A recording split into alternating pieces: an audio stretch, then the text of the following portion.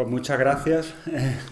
La verdad es que le mandé esta tarde el título de la charla a Antonio y vamos, la verdad es que tienen confianza porque con este título yo la verdad es que no hubiera permitido que un individuo entrara en la sala porque probablemente habría perdido el oremus, así que bueno, de todas maneras intentaremos explicar un poco por qué del título, ¿no?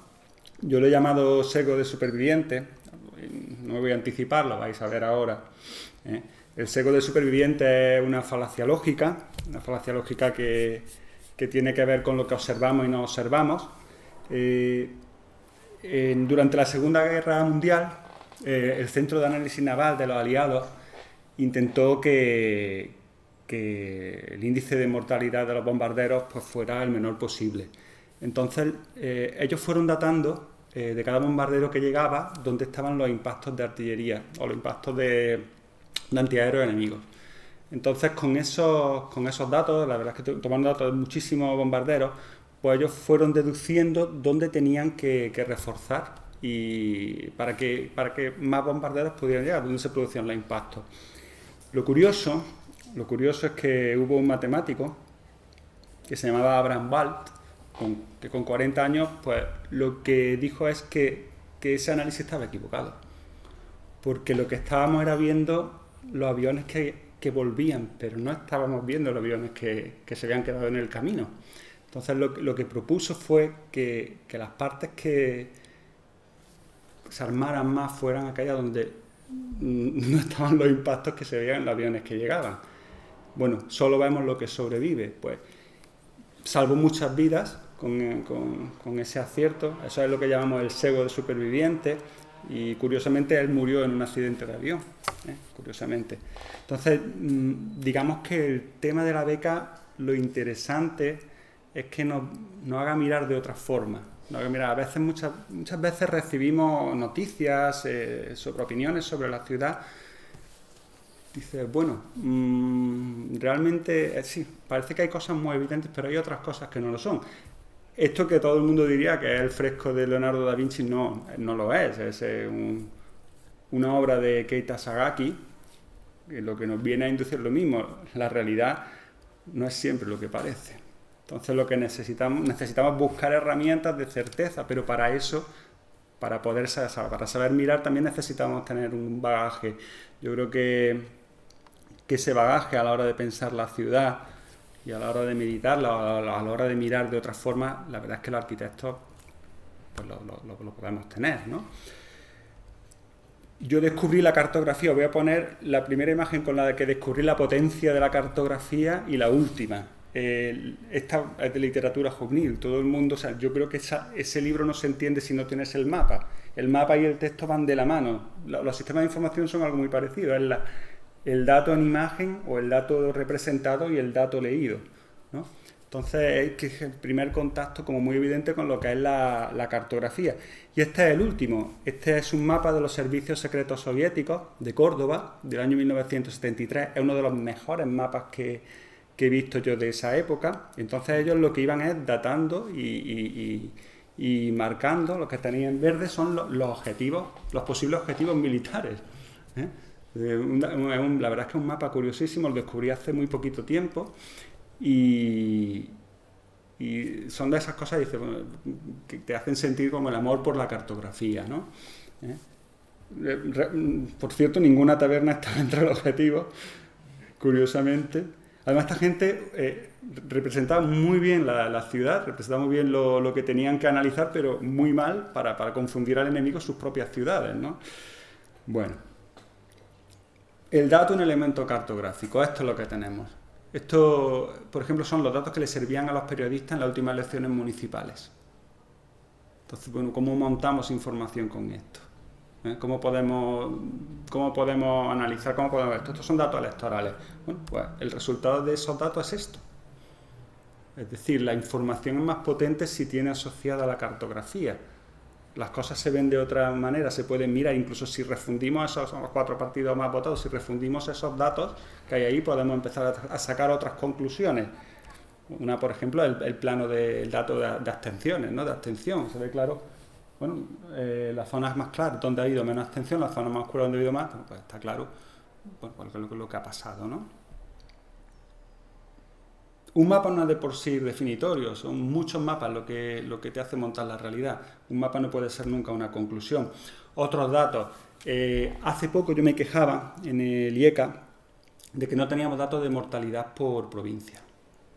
Entonces me dijeron, sí, es posible descargarlo, es posible tenerlo.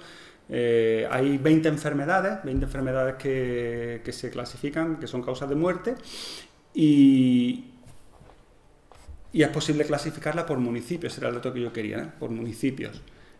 Hay 748 líneas, me parece que son, esto es un fragmento de esos datos, mucha más extensa la tabla, pero esto es uno de los mapas de los que yo me siento más orgulloso, porque lo que hicimos fue analizar causas de mortandad durante 5 años y representarlas en un mapa. Entonces veis que la zona amarilla son fallecimientos por infarto y las zonas verdes son fallecimientos por cáncer. ¿Por qué recoger 5 años? Claro, 5 años ya te da una media de lo que puede haber. Ahora vamos a hablar de conclusiones, pues probablemente hay gente que pensará, oye, pues esta mancha verde que está tan agregada podría ser el Cabril. Esta mancha verde puede ser Atlán. Estos son las minas de uranio de Jaén, de Andújar. ¿Por qué son tan compactas estas manchas verdes de cáncer? Bueno, pues es por estos motivos. No. Ahí entra el bagaje. ¿Puede ser por esos motivos? Sí, claro que puede ser. Igual que aquí, pues puede ser por el granito, por la existencia de granito, ¿no? Pero también puede ser por motivos genéticos. Puede ser por otros factores. Entonces yo creo que ahí es donde está el bagaje y la necesidad de no ser rápido a la hora de plantear una conclusión. Por eso he puesto los ejemplos anteriores. Creo que hay que ser un poquito más... El dato es importante, pero no es algo con lo que se puede concluir. Es necesario, pues, a lo mejor interrelacionarse con otros gremios, preguntar, porque este mapa tiene una potencia... Es muy potente, ¿no? A la hora de decir, fíjate cómo fallece la gente por cáncer en estos sitios. Bueno, eso también hay que verlo. Los datos se utilizan para muchas cuestiones. Aquí tenéis un dato del área de turificación de Madrid. Esto es un pequeño juego que hicimos con los datos de Airbnb, que lo que hicimos fue saber dónde estaban los alquileres turísticos, coger a los propietarios y unirlos con líneas. La sorpresa que nos llevamos es que es mucho más compacto, hay muchos propietarios que tienen muchos elementos de alquiler. Entonces, resultó curioso. No es más que un juego, un mapa que te da un estado de la situación, pero que es necesario más información. Que también, bueno, pues la verdad es que hasta salió en la radio, ¿no? De cuántas piscinas hay en Córdoba y qué ocurre cuando vemos las captaciones legales con el número de piscinas y cómo es esa densidad, ¿no? Esto tiene un desarrollo matemático bastante fuerte para analizar la distribución de piscinas en nuestro entorno de ciudad. Bien, esto no sería posible si no tuviéramos datos. Los datos son fundamentales y los datos, hay una ley que no todas las administraciones tienen presentes que obliga a que la administración nos tiene que permitir, o sea, darnos sus datos y además dárnoslos de tal manera que los podamos reutilizar. Hay datos que no pueden servirse, que son datos de defensa nacional, datos de administración tributaria, en fin, pero la mayor parte de los datos que genera una administración tiene que ser servida al ciudadano. Yo voy a poner un ejemplo. Correos, los datos de código postales, creo que cobra 6.000 euros por ellos. Dices, bueno, eso no puede ser con esta ley en la mano. Entonces yo estaba buscando una imagen que representara, bueno, cuál es la actitud de la administración con respecto a sus datos. No de la administración, sino de ciertos departamentos de la administración. Y la verdad es que no he encontrado una mejor que esta. Esta es la mejor. Representa realmente cierto, aprovechando el primer mapa, representa perfectamente algunas situaciones que se me han dado con ciertas administraciones para poder conseguir datos, ¿no? Entonces, bueno, es uno de los problemas y de los hándicaps que tenemos a la hora de plantear investigaciones sobre la ciudad. Y, por cierto, un visor no es un dato reutilizable, eso no sirve. Yo voy a contar ahora un ejemplo de análisis para que veáis lo importante que es que la administración nos dé los datos. No tiene que ver con la arquitectura, pero me gustaría que lo extrapolarais, porque tampoco quiero reconducir al personal a que elija un tema de investigación. Hace unos meses el INE expuso unas tablas que salían en una parte que se llama estadística experimental, que daba los datos de renta por secciones censales. Realmente los datos del INE se traspasan a este mapa. Ahí lo que veis es, bueno, en gris, zonas que no han dado los datos al INE, en verde, las zonas que la renta por hogar es más alta que las zonas que están en rojo. Estos son datos del 2016, porque no lo sirvieron más contemporáneos. Bueno, pues ahora voy a hablar de lo que es la reutilización de esos datos. Por ejemplo, a partir de esos datos que dio el INE, nosotros seríamos capaces, por ejemplo, de ver cuál es el porcentaje de los ingresos de las personas que declaran Hacienda que dependen de prestaciones sociales. Es un dato muy importante. Si os fijáis, la parte en rojo, la parte marcada en rojo es aquella en que el porcentaje de los ingresos de las personas depende o bien de prestaciones sociales o de pensiones. Eso es duro. Otro dato de reutilización. Bueno, vamos a ver qué pasa en Córdoba. Vamos a ver cómo está Córdoba. Bueno, ahí tenéis un mapa de cómo, y además, insisto, las personas declarantes, cómo es el nivel de renta en Córdoba. El nivel de renta, el color azul en este caso es el más alto, el color rojo es el más bajo. ¿De acuerdo? Bien. Eso lo hemos conseguido gracias a la reutilización de los datos del INE.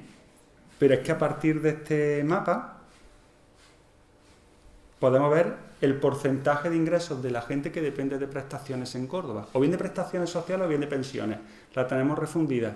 Y fijaros qué curioso, cómo es precisamente en la zona central y en la zona del Brillante donde de los ingresos de las personas que declaran Hacienda, el porcentaje mayor depende de prestaciones o bien de pensiones. Mientras que perimetralmente está el porcentaje de los que sus ingresos dependen de su propio salario.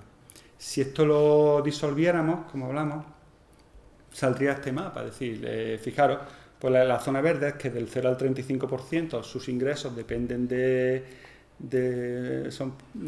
sea, del 0 al 35% depende de prestaciones y de pensiones, y a partir de ahí va subiendo hasta el 50-60%. Hay cosas curiosísimas, por ejemplo, que pasa en el polígono de Guadalquivir. Dice, bueno, como en un polígono de Guadalquivir me sale en verde cuando debería salir en rojo, porque ahí está el sesgo, ahí está la forma de mirar los datos, porque probablemente allí haya muy pocas personas que hacen la declaración de la renta, pero las que lo hacen, sale que un mayor porcentaje depende de su ingreso. Pues fijaros qué mapa más interesante. Yo lo que quería intentar con ese mapa es saber dónde está la clase media en Córdoba. Pero claro, este mapa es simplemente, no es una conclusión, sirve para que junto con otros mapas podamos tener una noción de la realidad, como las primeras imágenes que hemos visto, no dejarnos engañar tampoco por una imagen, ¿no? Bueno,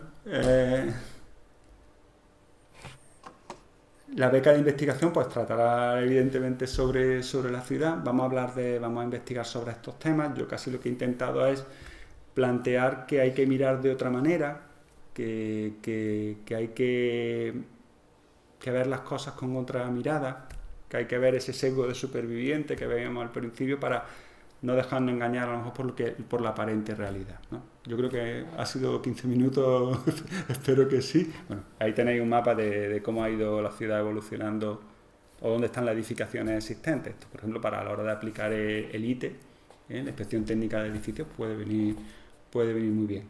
Ahí tenéis abajo la fecha donde van apareciendo las edificaciones que ahora existen. Bueno, pues, tenemos esta herramienta, además son herramientas libres, son herramientas gratuitas, no hace falta, no es necesario saber manejarlas, lo importante es el pensamiento lógico, y lo que venimos es a solicitar la beca si os interesan estas cuestiones. Me he entrado en tiempo. Muy bien, pues nada, gracias.